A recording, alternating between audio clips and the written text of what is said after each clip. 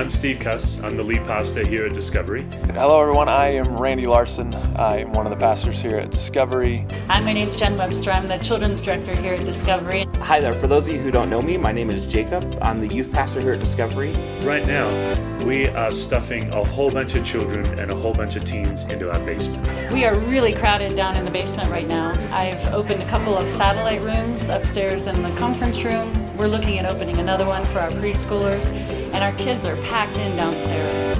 And we knew back in 2012 when we were designing this building that the basement would not be a place that our kids and our youth grow old in. It really affects the way that we run our ministries as far as getting the kids into environments that can help us to be successful and to help build those blocks for their spiritual growth. And I'll never forget building this building. And when we moved in our second week, we had 60 students in here. We didn't know what to do with them. We were shocked. We didn't have the volunteers for it. I didn't know what I was doing. And we've gotten to watch that grow ever since we built this building. It's been remarkable. But it's time to get our kids out of the basement and into their own space. So we would like to see us be able to break ground on a new wing that just goes off the corner of the patio of the barn, where we can house our children's ministry, our student ministry. But not just that, we want to provide space for therapists to come and see people in an affordable way. Many of you know that we're partnering with Habitat for Humanity. We're actually tithing our land to Habitat so that we can have neighbors who are low income. And we also want to provide a home for nonprofits who are trying to solve chronic local and global needs in the name of Jesus, where we can rub shoulders with each other and learn from each other. Another aspect that we're excited about is the growth of our special needs ministry. In each one of our environments, currently we have a buddy system where we allow kids that have special needs to be paired with a buddy that goes into the regular class with them. We're limited right now in our ability to reach more kids because of the space constraints that we have in the basement. This campaign will also do some remodeling of the barn where we'll have a nice open cafe. We'll add some seating to our auditorium to make room for more adults. And we're also finally going to get some better parking. I love the fact that we don't see ourselves as being done.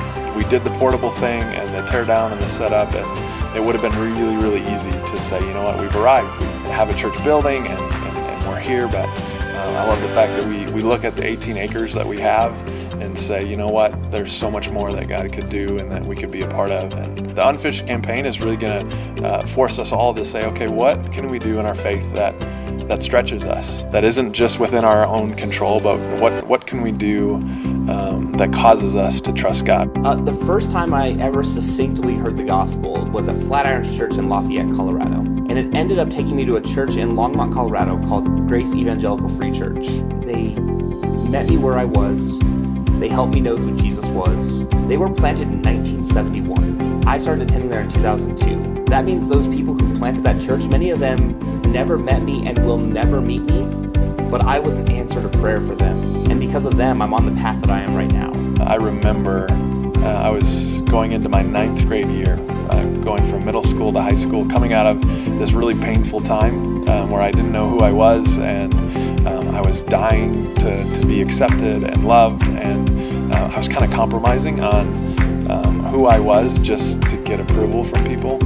And I went on a church camp retreat, and it was the first time I really felt like God was speaking to me. And the message was this, that Randy, you are not created to fit in, you're created to lead. And if it wasn't for a church, and if it wasn't for loving adults in my life to help me discern what was going on, I don't think I would be here. I owe a huge debt to people that I will never meet this side of heaven. And my prayer is that we can be that same group for people 30 or 40 years down the road who get a chance to encounter Jesus here that we'll never meet. So I love the fact that we want to invest in the next generation, and even though they may graduate and move on and we may not see what they do here, it's investing in the future, and I love that.